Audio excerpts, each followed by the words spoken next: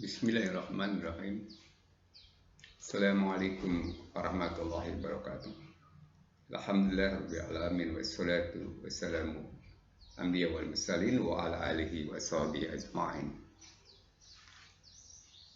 Pada kesempatan ini saya akan menyampaikan tentang masalah ghibah. Karena ghibah ini merupakan penyakit yang mungkin akan menimpa siapa saja. Menimpa diri saya dan saudara-saudara semua.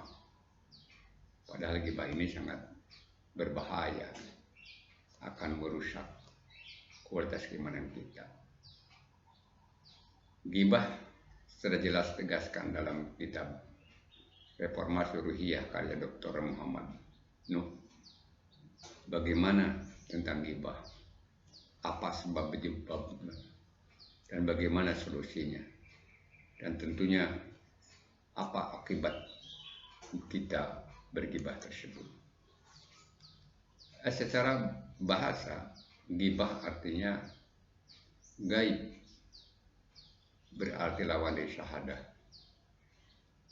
Alimul ghaib wa syahadah, yang mengetahui yang gaib dan yang nyata.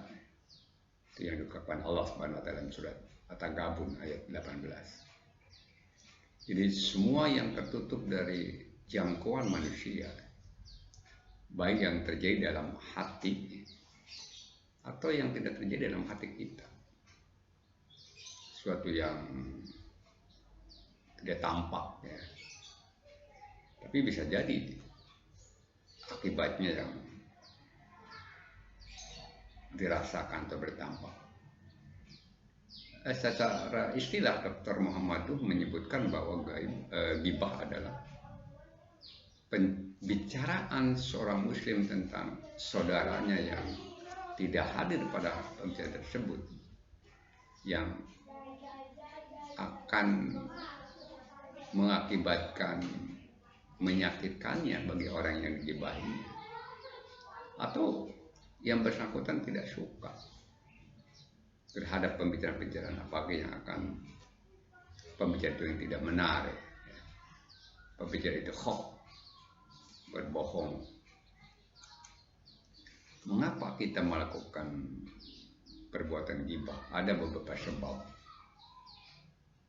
Yang pertama adalah tidak adanya cek dan recheck, tidak adanya klarifikasi, tidak adanya tabayun.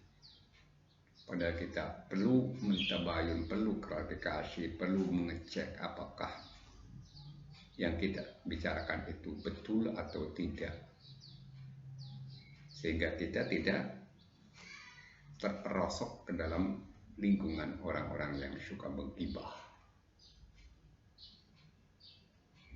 Selain itu juga adalah karena amarah kita kepada orang yang digibahi, marah yang berlebihan, marah yang tidak terkontrol yang berakibatkan marah kita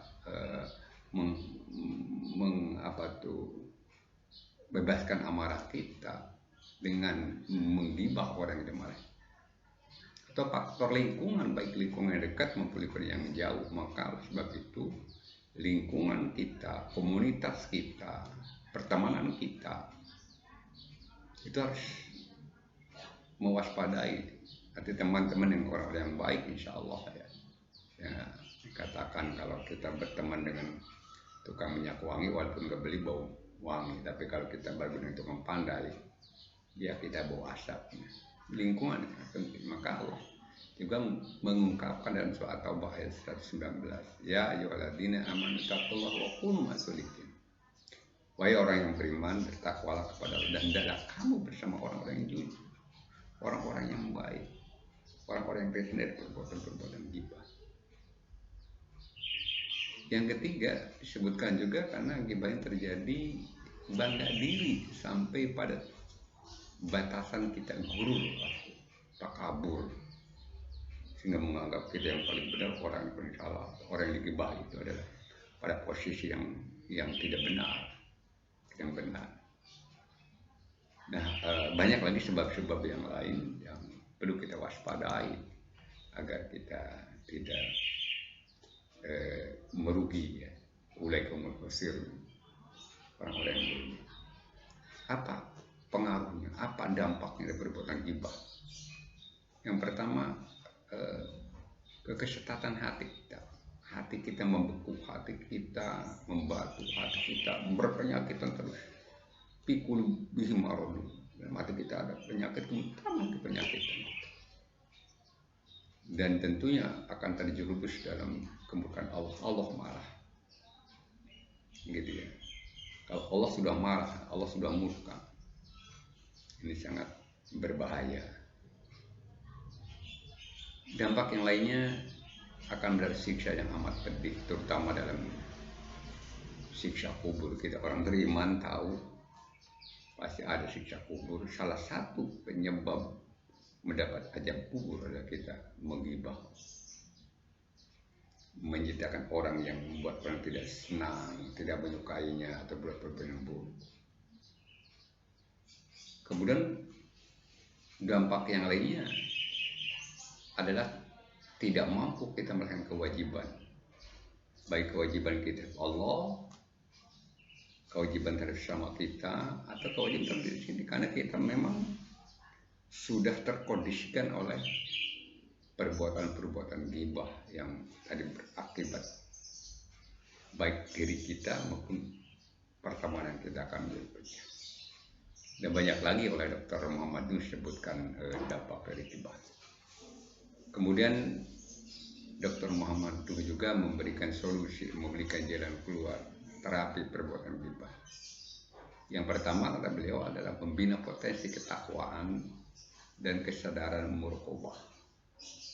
Karena kita mempunyai potensi ketakwaan dalam diri kita untuk meninggalkan segala larangannya, untuk melakukan kewajibannya.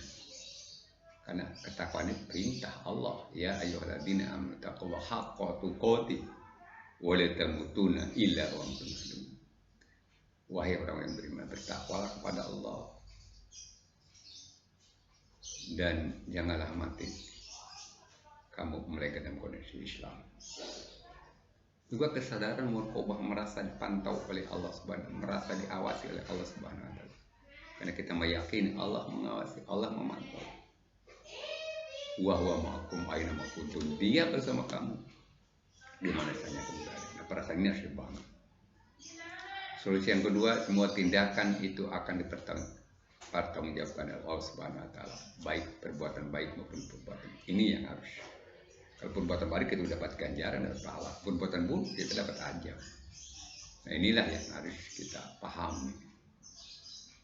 Kemudian yang tidak kalah pentingnya terapi perbuatan ghibah ini, kata beliau, adalah melakukan cek dan recheck, tabayun, klarifikasi, penjelasan, meminta kebenaran aturan, sehingga kita tidak akan terjerumus.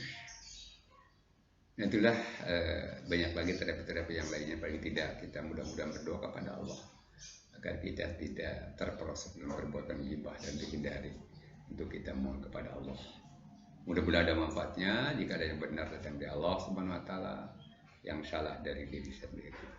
Billahi taufiq wal hidayah. Assalamualaikum warahmatullahi wabarakatuh.